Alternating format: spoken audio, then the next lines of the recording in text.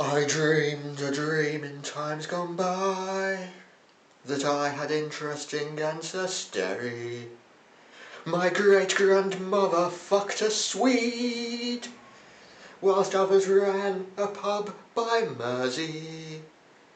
Reverend Dodgson floated by, on a barge he had converted, preaching sin and damnation, and condemned them all to hell. Meanwhile, far across the sea, on the island they call Vannin, there's a boy without a father, living with some total strangers. His stepmother wants him back, 'cause he's treated like a slave. A wealthy man will save the day. There's a criminal conviction. Someone gets decapitated, and it ends in misery.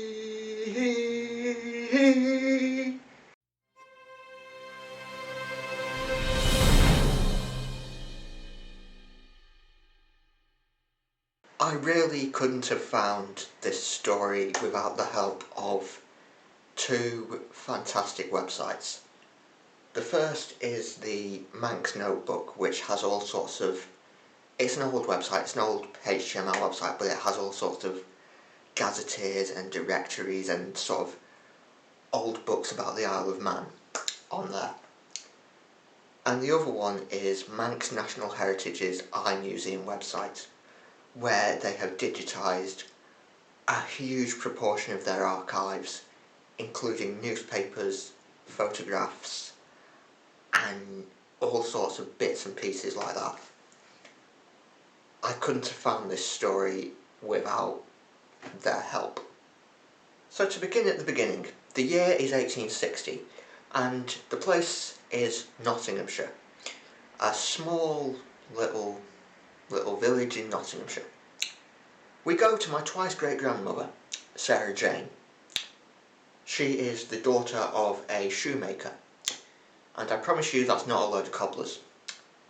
Although if you go back further, yeah, it's cobblers all the way, I'm afraid.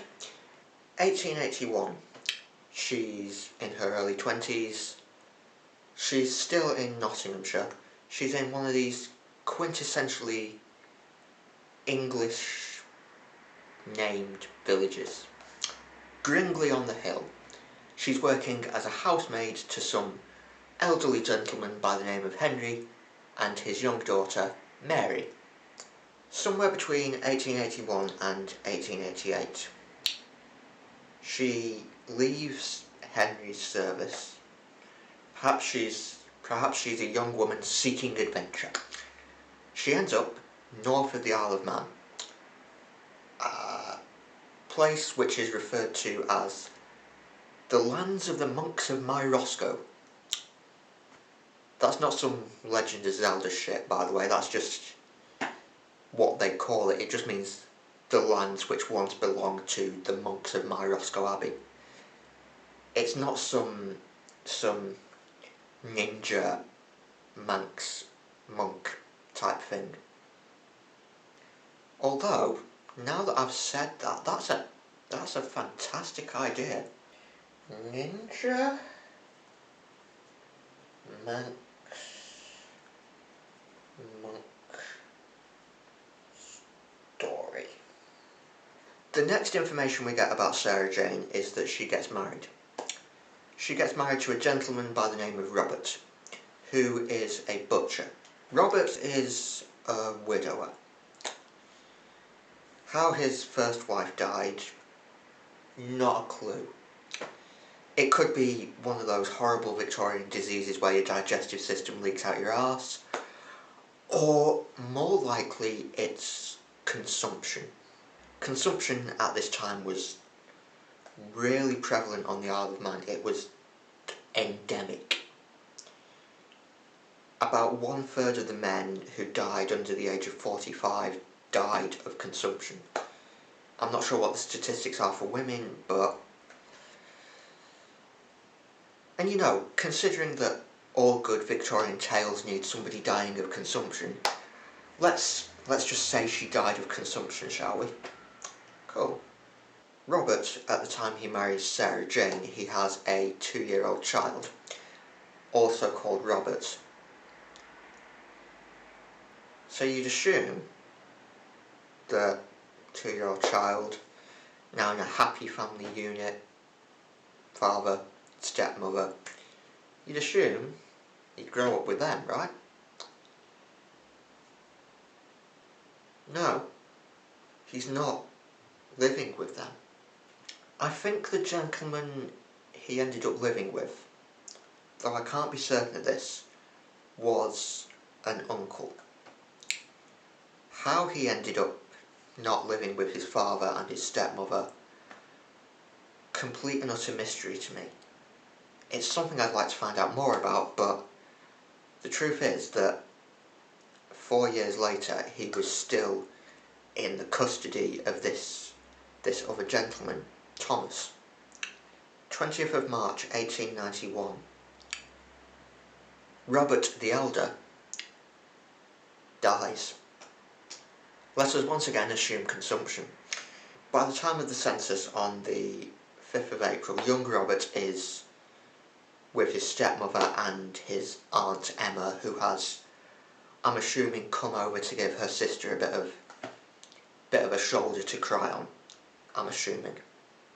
To work out what happens next, we need to look to the Manx newspapers and what Robert the Elder left behind in his will.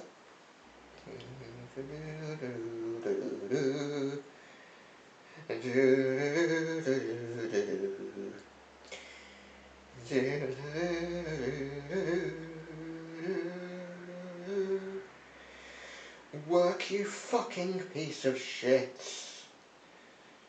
Let me get the old man's will up. That sounds dirty. Probate was granted of the will of the late Robert Daniel of Sulby, who died on the 20th of March. This will was dated 10th of October and appointed Sarah Jane, wife of the deceased, and Edward James, a relative, joint executors.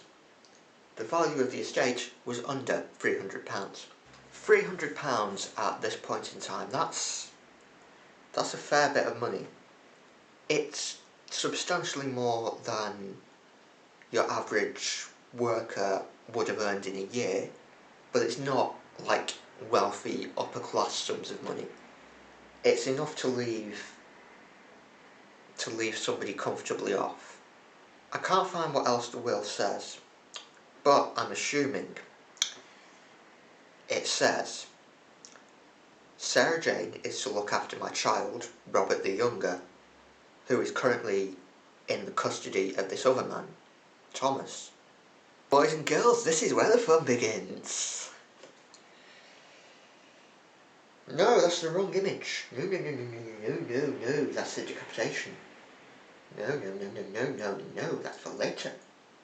On Saturday last, with General Brereton, Colonel Fellowson and Mr. J. Hicks on the bench, Thomas brought an action against Sarah Jane for using slanderous language to him at his house on the 21st of August last.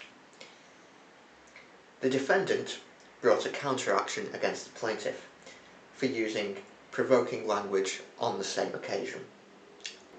For the plaintiff, it was stated that the defendant went to the house of plaintiff whilst the family were at dinner and called the plaintiff a bastard and said they were all thieves. This arose out of a quarrel they had had over a child who had been brought up for 4 years by the plaintiff but was now in the custody of the defendant.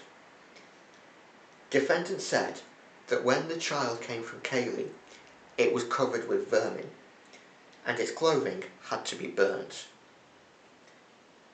That was a falsehood. Plaintiff had done nothing to provoke the woman. Plaintiff's two sons gave corroborative evidence. For the defence, it was alleged that the plaintiff went to the Sulby constable and lodged a complaint against the defendant to the effect that the child was not properly cared for. Defendant, wisely, went to the house of the plaintiff to ask for an explanation, when turned on her and called her an impudent Irish slut. She did not say anything to provoke him, and then it finishes by saying that Sarah Jane was fined 10 shillings and costs, or 14 days imprisonment, and the counter-action was dismissed. So, what the hell has happened here? Clearly, this Thomas guy, he's respected the will. Perhaps he's put up a little bit of a fight, not entirely sure. But young Robert has gone to his stepmother, to Sarah Jane. This is where the truth comes out about what's been happening these last 4 years. His clothes are covered in vermin. He's not been properly cared for. Thomas and his family have dismissed him. They've treated him like dirt. And maybe Sarah Jane, she's asked the 6-year-old young Robert, what's been happening? What's been going on? And he's maybe told her like everything in that way children do. And she said, I'm not having this. Goes to the police, and they say, well, have you asked him what's going on? And she goes to this guy's house, and then they have a bit of a swearing match with each other, a bit of a slanging match. She calls him a bastard and a thief. He calls her an impudent Irish slut. From Nottinghamshire. I think the Irish thing, he's using Irish as an insult here, because she most definitely was not Irish. So she ends up with a criminal conviction. She's not believed by the courts. The courts side with this Thomas Thénardier. Sarah Jane Valjean. She gets fined maybe 2 weeks in prison, I'm not sure yet. And what of young Cassette, young Robert Cassette? Does he live the rest of his life happy? The house he's living in, it's okay. Found this on the iMuseum website. It's a fairly nice looking house. It's in a beautiful part of the Isle of Man, surrounded by all these hills. Today I found out it's worth £1.25 million. The next bit of information we get about young Robert is some 6 years later. He's entered the local Ramsey dog show. He's won a prize according to the newspapers. He entered a rumpy tomcat. James, what the hell is a rumpy tomcat? A rumpy tomcat, it's a sort of a Manx cat, a male Manx cat without a tail. It's another name for a male Manx cat. And young Robert, he wins a prize for this. Like, I'd be pleased if I won a prize for my rumpy tomcat. So, clearly young Robert Cassette he's living his best life. He's away from Thomas Thénardier. He's with Sarah Jane Valjean.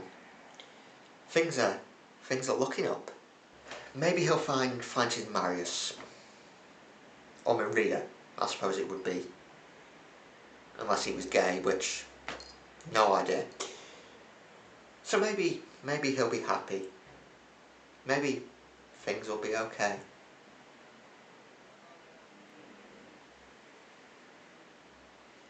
That's for next time.